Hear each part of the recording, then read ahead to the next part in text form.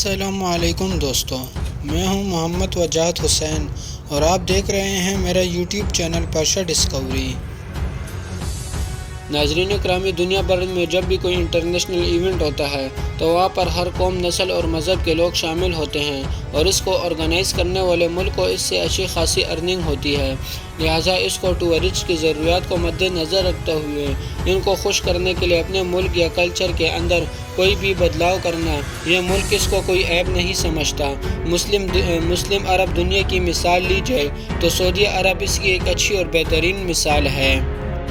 جس کے ہر گزرتے وقت کے ساتھ ویسٹرن کلچر کے اندر بدلا جا رہا ہے۔ مگر سلام ہے قطر کو کہ جس نے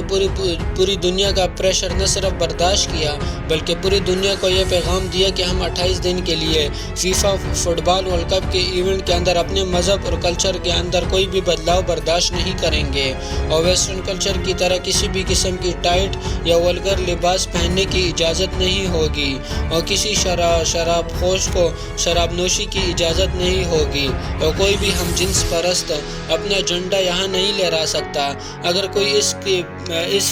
ایسا حرکت کرے گا تو اس کو اسلام اور ہمارے قانون کی خلاف ورزی سمجھی جائے گی اور اس کو ہمارے ملک آنے کی ضرورت نہیں ہے اور ہم اس بات سے کوئی فرق نہیں پڑتا کہ ہمیں معاشی طور پر کتنا نقصان ہوگا۔ کیونکہ اس ورلڈ کپ پر اب تک $229 بلین لگ چکے ہیں۔ یہ اتنا زیادہ پیسہ ہے کہ ترقی یافتہ ملکوں کی کل GDP بھی نہیں ہے۔ پوری ویسٹرن دنیا کو لے کر ہم اپنے قانون پر کسی بھی قسم کا کمپرومائز نہیں کریں گے۔ قطر میں کچھ مخصوص بار موجود ہیں جہاں پر الکوہل صرف غیر مسلموں کے لیے دستیاب ہے، وہ بھی اس کو عام پبلک میں نہیں استعمال کر سکتے۔ اس قانون کو لاکھوں لوگوں کے کہنے پر بھی نہیں بدلا گیا۔ قطر کی موجودہ ٹوٹل آبادی جو ہے وہ 30 لاکھ کے قریب بھی نہیں ہے۔ اتنے بڑے اماؤنٹ کے ساتھ یہ ورلڈ کپ دنیا کا اب تک آرگنائز کیے جانے والا سب سے مہنگا ترین ورلڈ کپ ہے، کیونکہ اس سے پہلے دنیا کے اندر جتنے بھی فیفا فٹ بال ورلڈ کپ ہوئے ہیں ان کا کل بجٹ نکالیں تو وہ اب تک قطر کے $229 بلین کے مقابلے میں نہیں ہیں اور نہ ہی اب تک اس کو اتنے اماؤنٹ پر آرگنائز کیا گیا ہے۔ فیفا فٹ بال ورلڈ کپ یہ یورپ کا سب سے بڑا اور مشہور فٹ بال ورلڈ کپ ہے جو کہ مڈل ایسٹ کے اندر شروع ہو چکا ہے۔ پہلا فٹ بال ورلڈ کپ ہے جس کا آغاز ڈانس اور ولگر قسم کی عادتوں سے نہیں کیا گیا بلکہ حافظ قرآن بچوں کی قرآن کی تلاوت سے آغاز کیا گیا جسے ساری دنیا نے سنا۔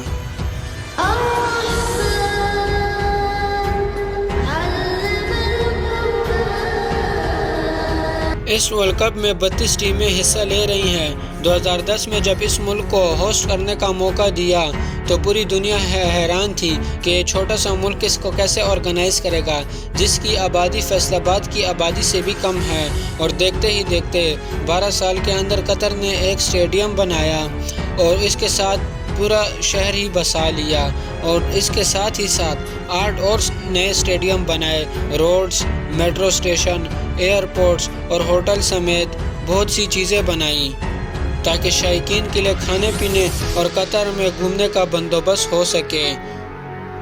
ایسا بھی نہیں کہ $229 بلین کی رقم یہ صرف فیفا فٹ بال ورلڈ کپ پر لگا رہا ہے بلکہ دراصل قطر 2022 ویژن پروجیکٹ کا حصہ ہے جس کے مطابق 2030 کے اندر اپنے ملک کو مزید ترقی یافتہ بنانا ہے اور ڈیولپ کرنا ہے، یہاں تک کہ دبئی سے بھی زیادہ،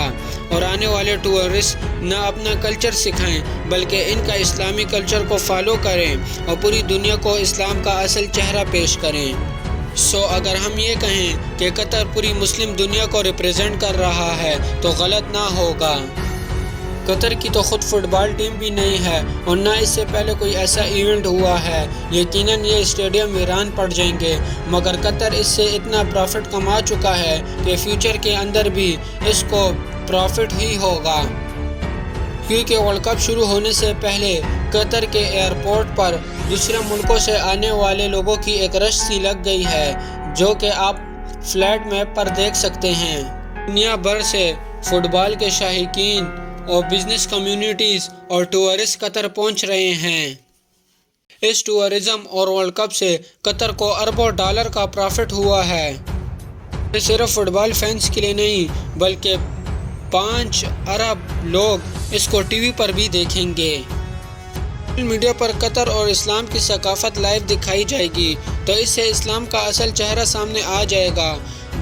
جس کو انٹرنیشنل میڈیا صرف اور صرف دہشت گردی سے جوڑ رہی تھی، اور بلکہ یہی وجہ ہے کہ قطر کو امریکہ اور دوسرے ملکوں سے کنٹروورسی کا سامنا ہے۔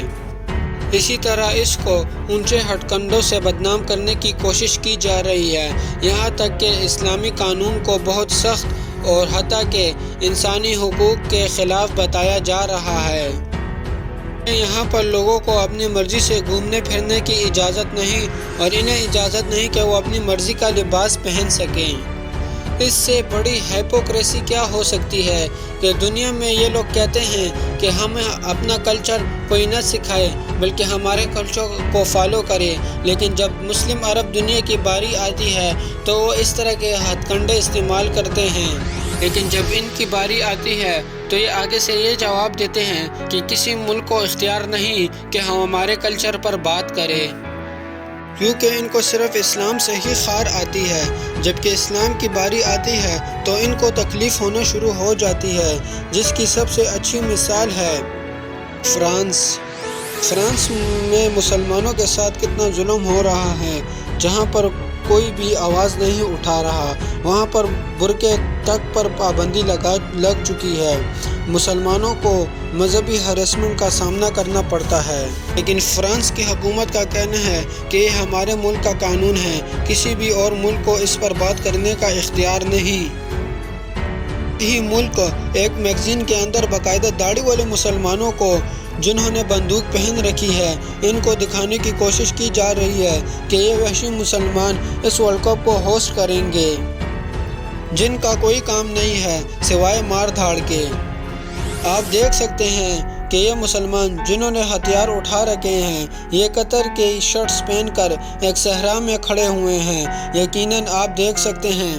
ان لوگوں سے یہ بالکل بھی برداشت نہیں ہوتا کہ ایک مسلم ملک اپنے کلچر کے مطابق اس کو آرگنائز کرے، اور اس سے ویسٹرن میڈیا جان بوجھ کر قطر اتھارٹیز سے بار بار پنگے لے رہا ہے، اور یہ اسے بدنام کرنے کی کوشش کر رہا ہے کہ قطر کے اندر میڈیا عام سڑکوں پر رپورٹنگ بھی نہیں کر سکتا، اور نہ اس کی اجازت ہے۔ یہ اتنا کنزرویٹو ملک ہے کہ اسلام اتنا ریڈیکل مذہب ہے۔ حالانکہ کامن سینس کی بات ہے کہ جس میں قطر اتھارٹیز کو یہ پبلک ریلیشن اور انٹرنیشنل لیول پر رپورٹنگ ہو تو انہیں اس چیز پر اعتراض ہے۔ حالانکہ اعتراض ہی کیوں؟ کیونکہ اعتراض تو صرف اور صرف اسلاموفوبیا ہے۔ ویسٹرن ملکوں کو یہ عادت پڑ چکی تھی کہ یہ مسلم لوگوں کو جاہل اور کمتر سمجھتے آ رہے تھے اور ان پر اپنا قانون زبردستی لاگو کیا کرتے تھے، لیکن جب اسلامی ملک کو پہلی بار اس کی نمائندگی کا موقع ملا، اور وہ پہلا ملک ہے جو ان کی سیدھی والی لائن میں کھڑا ہو کر ان کی آنکھوں میں آنکھیں ڈال کر کھڑا ہوا ہے، تو ان سے کیسے برداشت ہوگا کہ یہ سب جو ہیں اس کو برداشت کریں اور اس ایونٹ کو پوری دنیا کے سامنے بدنام کریں۔ مگر قطر کو اس بات کی بالکل پرواہ نہیں، کیونکہ وہ پوری دنیا سے آنے والے لوگوں کو اسلام اور اللہ کا پیغام دینا چاہتے ہیں، اور یہی وجہ ہے کہ پورے دوحہ شہر میں جگہ جگہ پر رسول اللہ صلی اللہ علیہ وآلہ وسلم کی احادیث مبارک اور قرآن مجید کی آیات عربی اور انگلش زبانوں میں بینرز کی صورت میں لگا رکھی ہیں۔ ہم جنس پرستی پر جب قطر کے امیر سے یہ سوال کیا گیا کہ جرمنی کے ہم جنس پرست یا کپل لوگ کیا قطر میں اس ایونٹ کو دیکھنے آ سکتے ہیں یا وہ اپنے گھروں میں بیٹھیں، بیسیکلی اس سوال کے ذریعے قطر کو ٹریک کرنے کی کوشش کی کہ دنیا کو یہ میسج جائے کہ اسلام اتنا کنزرویٹو مذہب ہے کہ اپنے علاوہ کسی کلچر کو ایکسیپٹ ہی نہیں کرتا۔ مگر قطر کے امیر نے اس کا بہت ہی زبردست جواب دیا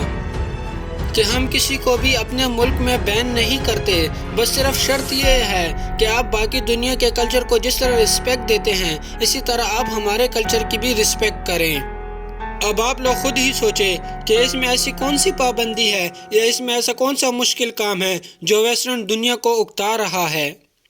طرف قطر جیسا چھوٹا سا اسلامی ملک جو دنیا کو یہ پیغام دے رہا ہے کہ ہمارے اسلامی قانون کی پابندی کرو اور کسی بھی ہم جنس پرست کو یہاں پر کوئی آزادی نہیں، اور دوسری طرف 24 کروڑ آبادی والے ملک میں جوائے لینڈ جیسی ولگر اور بیہودہ قسم کی فلمیں بنا کر سوسائٹی کو تباہ کیا جا رہا ہے۔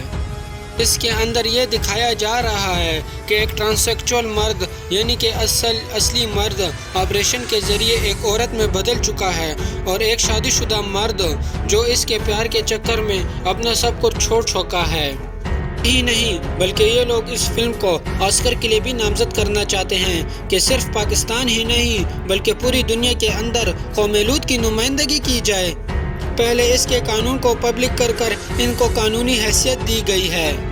شرم کا مقام ہے ہمارے لیے، کیا یہ اسلام پاکستان دنیا کے سامنے پیش کرنا چاہتا ہے؟ ویسے تو عرب کی عیاشیاں ہم دنیا کے سامنے ہائی لائٹ کرتے رہتے ہیں، لیکن ساتھ ہی ساتھ قطر سے اختلافات کے باوجود جو کہ اس نے مسلم ملکوں کے حملوں کے اندر نیٹو ملکوں کا ساتھ دیا، قطر کو ہم اس اچھے اقدام پر اپریشیٹ کرتے ہیں اور یہ بھی ضرور کہیں گے کہ ویل ڈن قطر۔ باقی آپ اس بارے میں کیا سوچتے ہیں؟ ہمیں اپنی قیمتی رائے سے ضرور آگاہ کریں۔ ملتے ہیں اسی طرح نئی انٹرسٹنگ ویڈیو میں، تب تک کے لیے اللہ حافظ۔